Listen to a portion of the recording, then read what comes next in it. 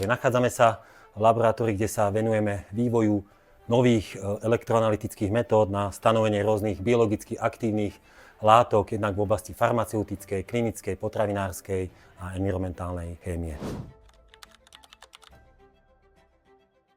Pokúšame sa vyvíjať metódy, ktoré nejakým spôsobom budú zjednodušovať, takisto urýchlovať a budú aj lacnejšie z pohľadu využitia bežného zákazníka alebo konzumenta.